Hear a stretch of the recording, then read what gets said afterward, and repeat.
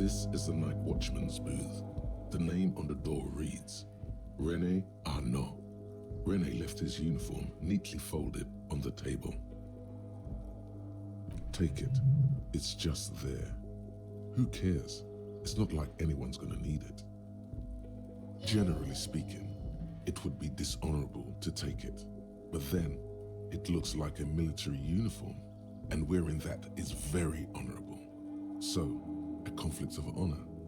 It's up to you. I suppose René is not going to be needing it anymore. It's a bit too colorful for my taste, though. Fantastic. Try not to wear it with other similarly colorful clothes, okay?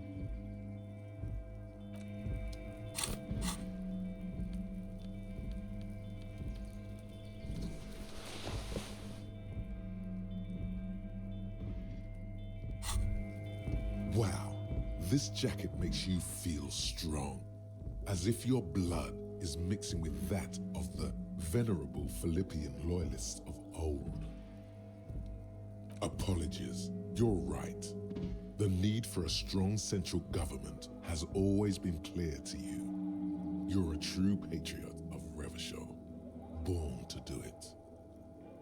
It's time to clean up the streets and restore the city to its former glory. Whether you like it or not, this jacket gives you serious nationalist cred.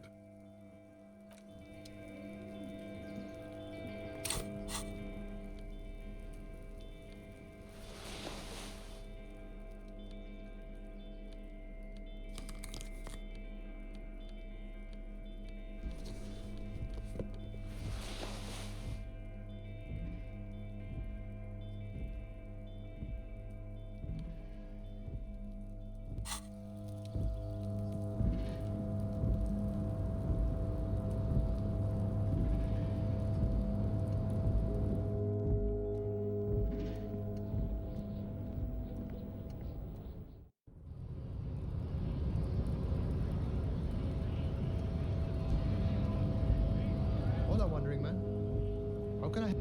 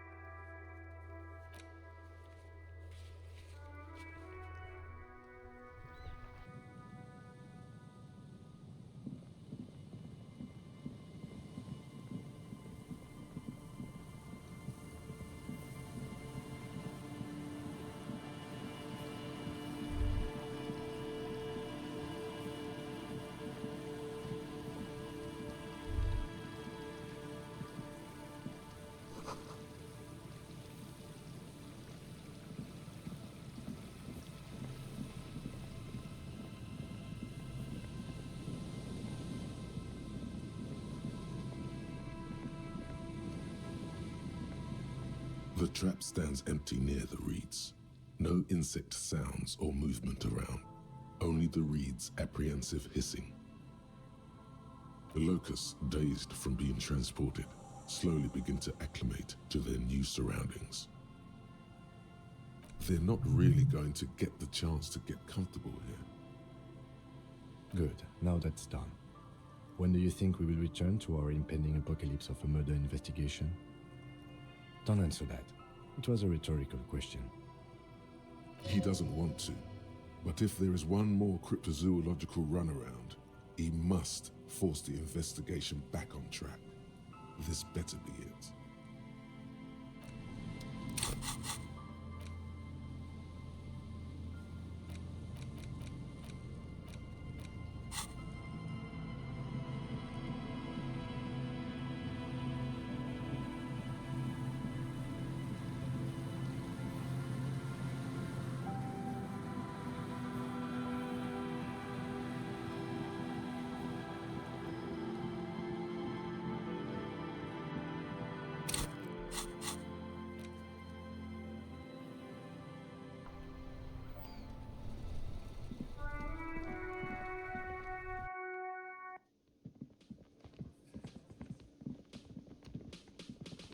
Hello, dear.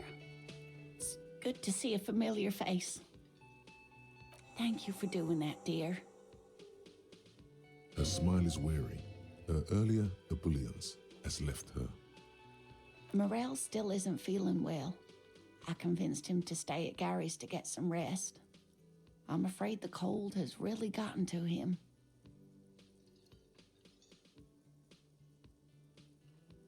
I'm sorry, dear. You've had to drudge through them so many times. Such is field work. A young person's game, as they say.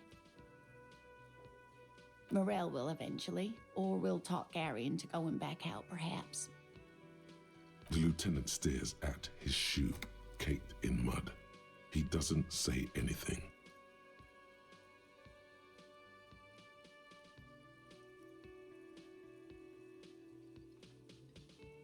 That really is too much, sweetie. Thank you for your dedication, but I can see you're coming down with a cough yourself. Very strange. Why is she not letting you do this? It's like she's given up. Different? How? I'm in doubt, sweetie. That's all. Everyone is now and then. It's a strange feeling. I haven't really told this to anyone, but you are a police officer. And when a police officer asks, you must answer. Do you ever wonder if some lovely story from your childhood is just that? A story or a dream? Seeing the Insulindian phasmid was just a story I used to tell people. I didn't really think about whether it was real or not. Morel's so proud of it. He always tells everyone. A terrible sting in the heart. Regret.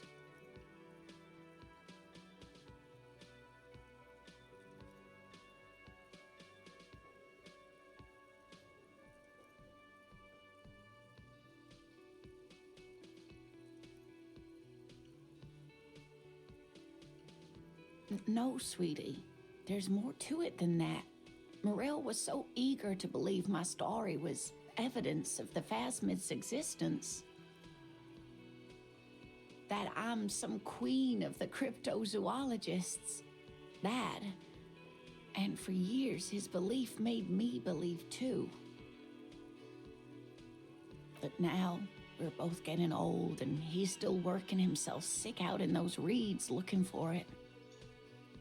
But what if I was just wrong? I think I was.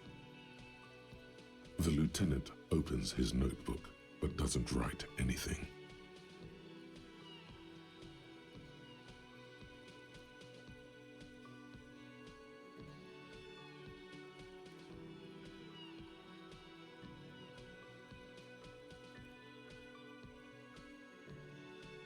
A true believer.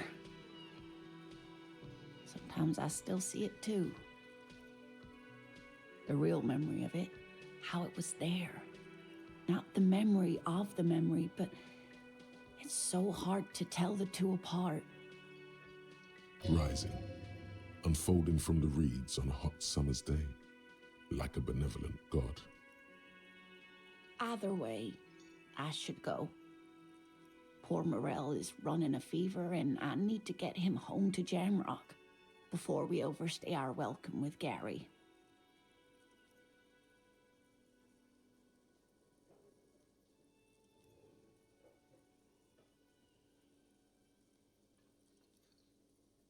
Oh no, thank you, but I can get there on my own. This old thing is gas-powered. And then a taxi home. It's not so bad.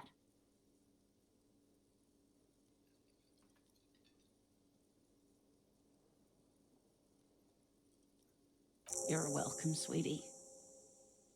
I'm glad it helped you, even though it turned out to be a waste of time.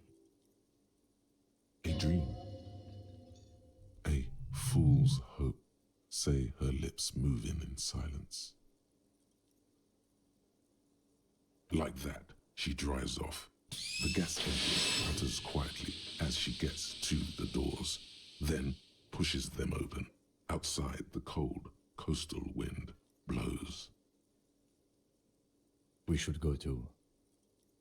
Somewhere out there, a kilometer to the southeast, a gust of wind shakes the felled building, rattling dusty windows, beckoning with strange coldness, to ask the wind once more.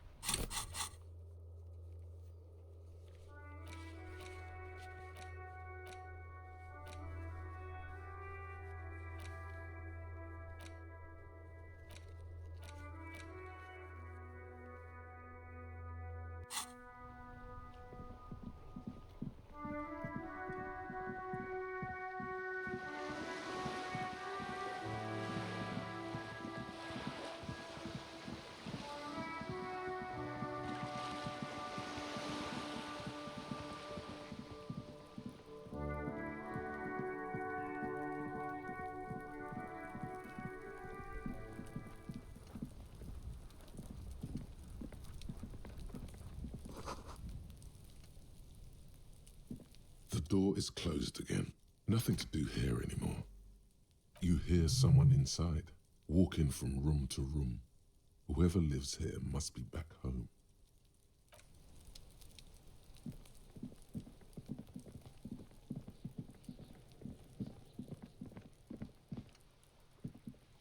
Just an ordinary wall.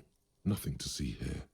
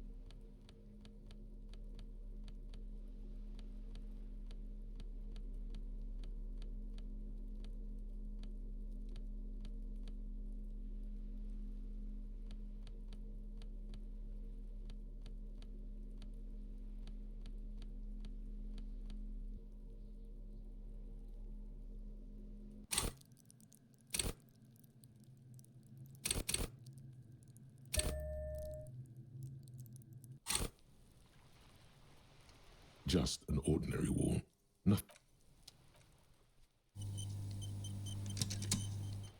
Just an ordinary wall. Nothing to see here. You have no clue.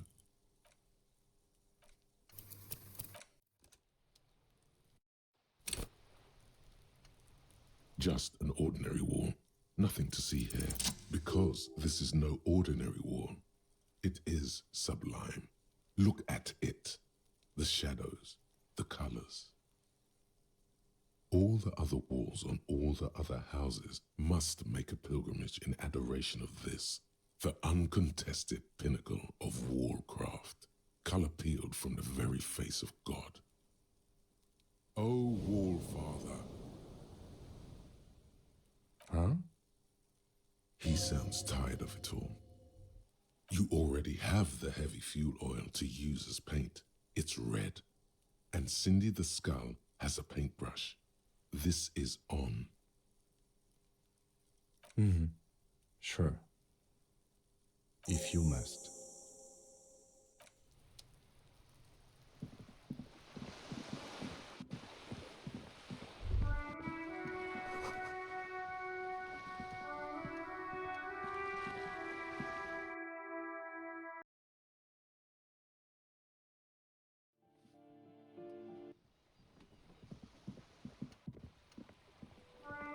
Hello again, officers. Have you come to admire my mural? What for? Well, if it's for art. But what kind of art are we talking about? Let me stop you right there, Piggy. You have no idea, do you? No idea. No brush? Fuck off. Yeah, not gonna hold my breath, Piggy. You look like you'd suck. Everything really. You don't have the skills to execute something like this in practice. But, oh boy, the idea's going to blow her fucking mind. She squints her eyes.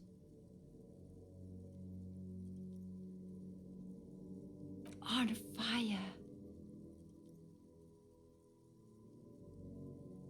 I say, sod off.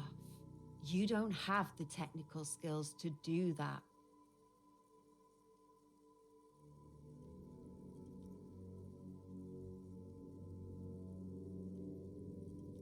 I like your idea. Should have thought of it myself. I don't need this kind of competition in my neighborhood.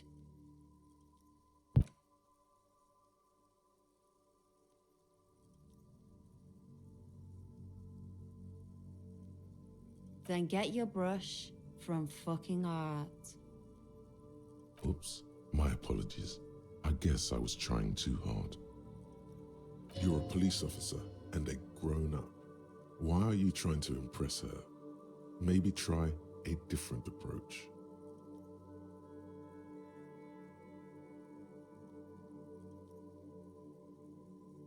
Ooh, police brutality. That's the good stuff.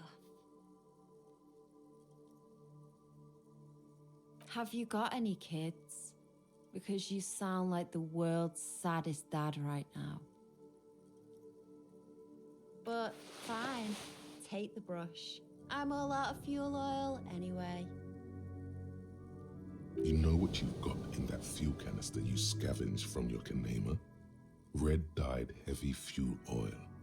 Time to get to proper work, artiste.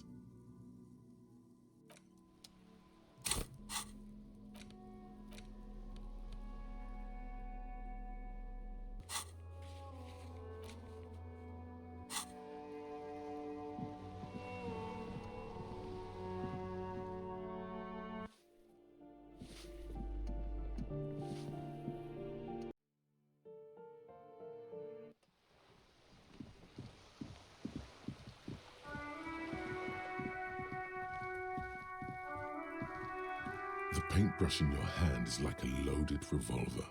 What will it be, Desperado? Quite a few things come to mind.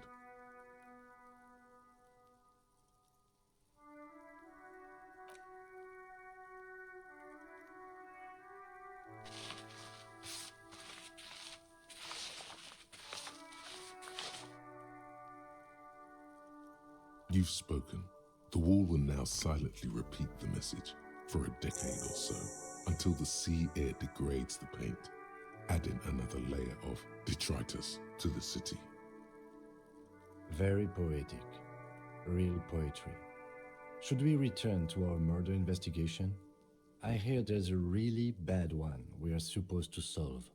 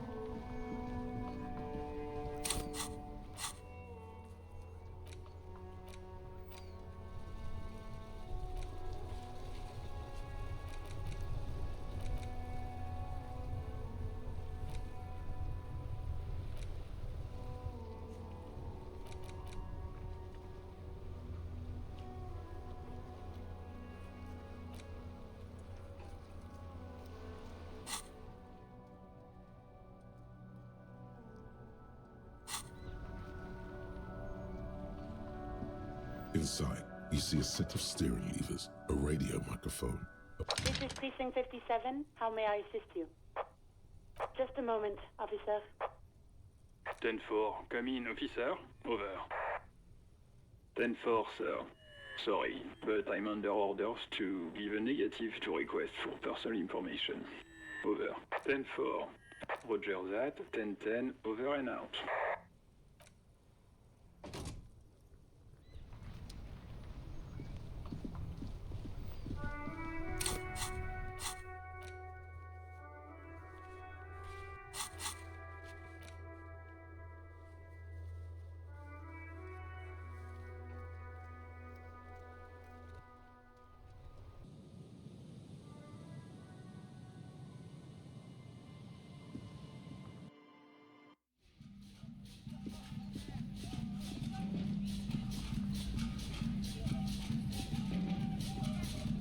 Oh, hey, man. It's good to see you.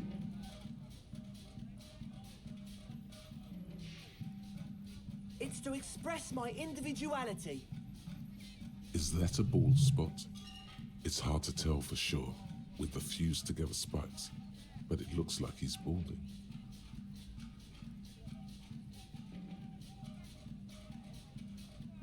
Of course it is. Otherwise, I'd just be another poor guy with no education and no money. General issue, man. Now I'm all that, and I have radical spikes. Maybe it was a bad idea. Anyway, goodbye, officer.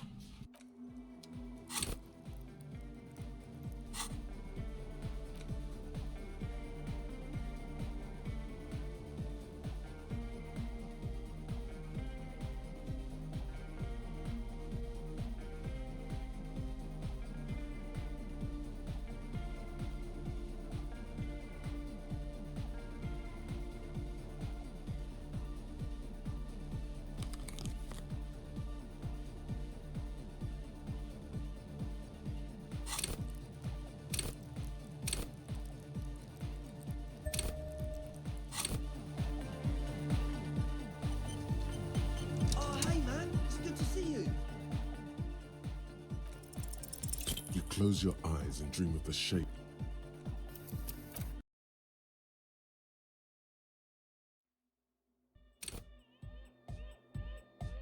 Oh, hey, man. It's good to see you. You close your eyes and vacate your skull, leaving your brain to wonder, where did that little fluttering light go? Total darkness. You sink down the darkest fathoms of your own personal deep, vertebrate by vertebrate, through the unformed skulls of your mind. Here it will begin. Who fucking cares?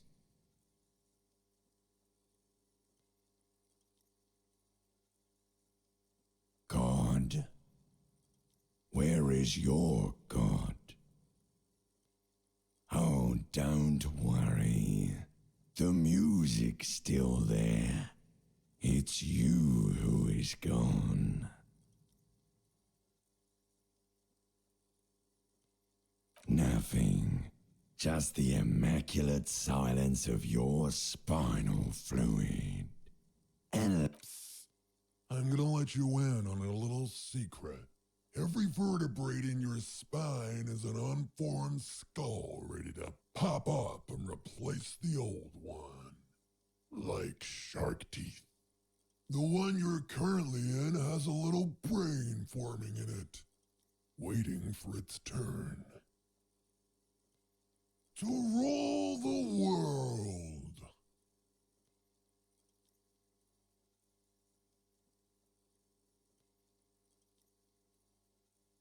In the spinal cord. from what I can see, it's about to bust a move. Foolhardy, do you even know what's happening on the surface? Maybe 1,000 years have passed. Or maybe you started spazzing out like 2 seconds ago. With your eyes still closed, the first thing you feel, all the way back in the pivoting darkness of your own torso, is warmth. You have become a triumph of rhythmoplastics, somewhere in a smelly wooden church on the coast of Revachol. The wounds from the war you waged on your body are healing, twist by twist, turn by turn. You have become a flawless interlocking mechanism, a flesh and bone approximation of the throb coming from the speaker setup of the one core aliens, entirely, rigidly, imbecile, without pity or fear. Free from self-awareness, no deliberation, only, and I mean only, execution. Oh my god! No way! With his reel-to-reel mixer blasting the anthem of a future that will never come, the young man observes your moves for a second.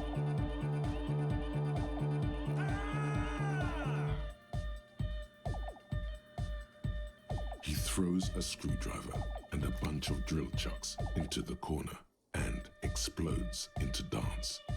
What he lacks in sharpness, he more than makes up for in violent enthusiasm. The young man immediately bounces up and down, then assumes the same dance pattern, embellishing it with some sort of waving motion. What's going on here? Delinquents. The lieutenant squeezes the bridge of his nose.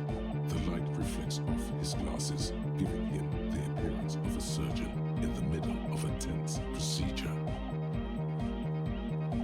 He's having trouble adjusting to the new reality before him. What's happening?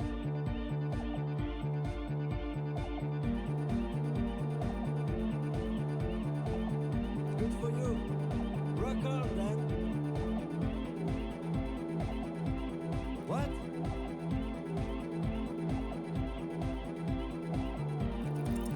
Who's the one in charge? You are. Are you kidding me? Get my what on? Sheesh, okay. Okay, you psychopath. I see what you're doing there. It's jacked up footwork, plus is that Ubi folk dancing? Nah, it's not Ubi folk. It's hardcore. Yeah. Whatever. Oh yeah? I did 15 years in the juvenile crime unit. I can do age inappropriate. Now, check this shit out. The lieutenant begins to heel kick the church floor with such intensity, it's reasonable to fear he'll kick a hole right through it, causing the floor to crack and the pillars to collapse, bringing the church roof down on all of you.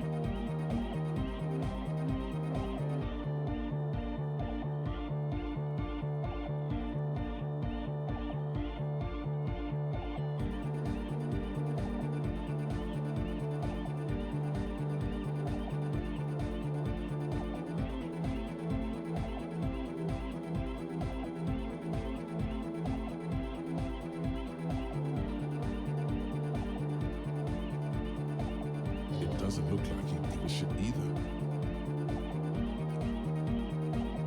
The young woman lifts her headphones up slightly and raises her chin, looking. Asil, aren't you going to dance? No, recording. The lead programmer throws the other young woman a knowing glance before turning her attention back to her own work. She's still at her mainframe, pressing buttons, reading printouts, as she started popping her head along to the music. The dynamic motion of your flailing body is bordering on the extreme. You're going off the charts.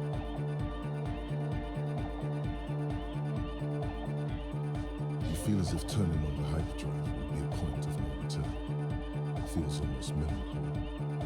Are you sure you have the entire posse along for this? Here we go again! Hardcore fills the air! The sound above my hair! The what now? The sound above your what? Above my hair, man! Okay, this is too imbecilic. Excuse me.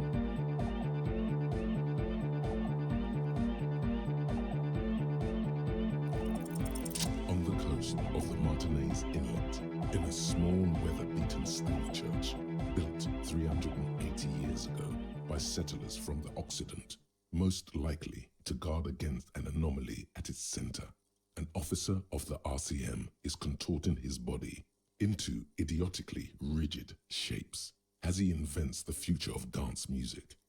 It's the hardest anyone has ever danced. I am la Rebachelière. I am the city. I am a fragment of the world spirit, the genius Loki of Revachol. My heart is the wind corridor. The bottom of my air is red. I have 100,000 luminous arms. Come morning, I carry industrial dust and let it settle on tree leaves. I shake the dust from those leaves and onto your coat. I've seen you. I've seen you. I've seen you with her. and I've seen you without her. I've seen you on the crescent of the hill. The modulations of my voice are noted down with thermometers and barometers. You feel me in your nostrils, on the little hairs on the back of your neck. I also reside in your lungs and vestigial organs. Everywhere there is space. You are an officer of the citizens' militia, jaunt in rebut. When you wear your coat, you wear my soul. You move through my streets freely, in motor carriages and on foot. You have access to the hidden places. You also circulate among those who are hidden. I need you. You can keep me on this earth. Be vigilant. I love you. An officer of the RCM is lying on the floor of a small church with his eyes rolled back and his tongue lolling out. Several others are standing around him. He slowly comes to. Had a good rest there? Fuck yeah! I bet you did. Those were some advanced moves, man. That's all great, but we should really get going. We spent enough time doing aerobic exercise for today.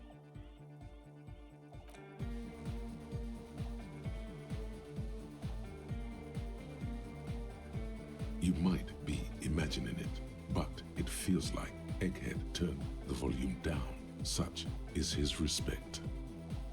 Man! Now, man! Now imagine if we could do that, right? But with like 1,000 people. End of human development. Mission complete. All right. You're absolutely beat. Muscles relaxed and feet like noodles underneath. Goodbye, officer.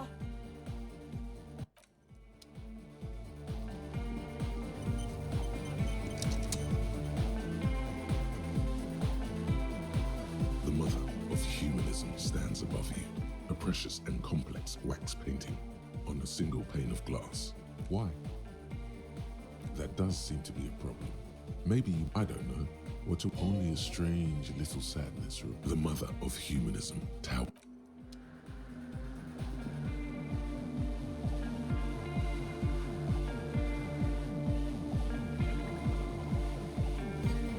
Yes, what is it?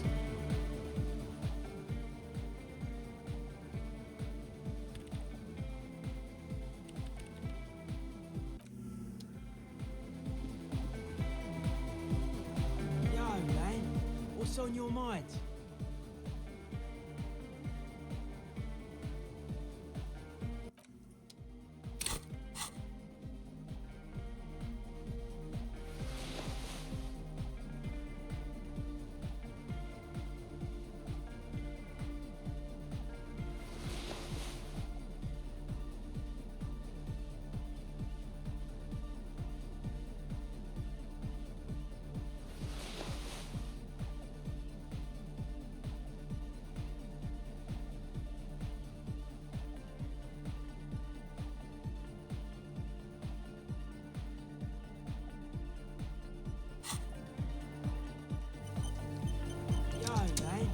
What's on your mind?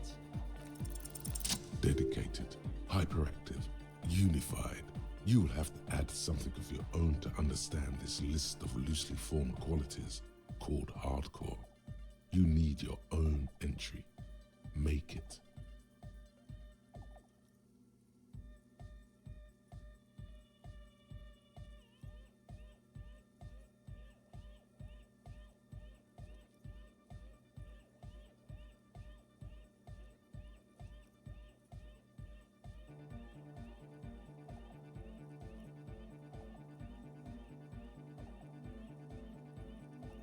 Endless are the wonders born out of the cultural collaboration, so wisely facilitated by the free world.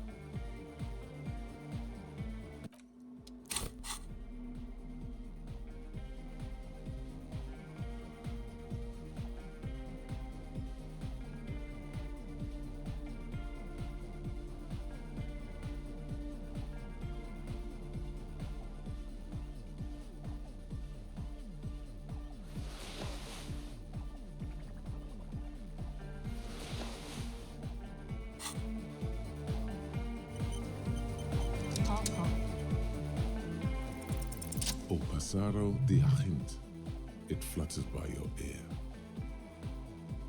It's what the Zemoyaki, the Gradian community in Revachol, call a person who never breaks under interrogation. It's an organized crime term.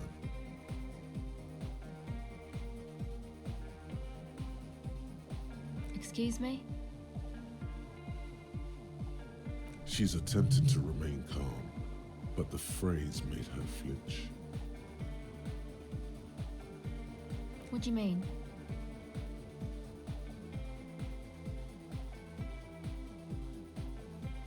All right. My father was a Zemyaki. He died years ago. He was a bad man. Not a lot of good things to say about him and what he did. He bought the family a huge house, so we got to live, at least temporarily, in a giant castle in Jamrock. And then he died.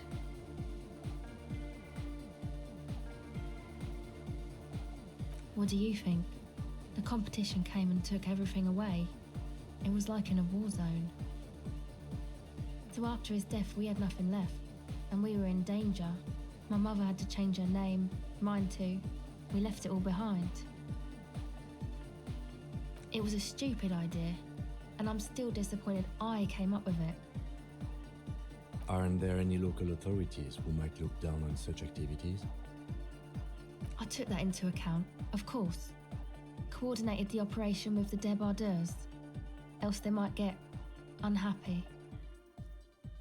Not in person, but I let them know. You can't do anything without the fat ones getting wind. It wasn't too difficult to convince them, really. It's a good thing you ended that mess, though. I felt I was turning Dadwise into a corrupt business person. Unpleasant. Hear that? Set justice on its feet. Confront Everard. Come on, this is all fine. But you don't have anything on Everard now. That's not how these things work.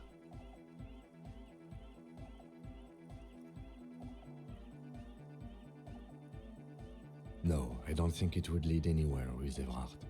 He's just going to deny it. Yeah. Have you seen Everard?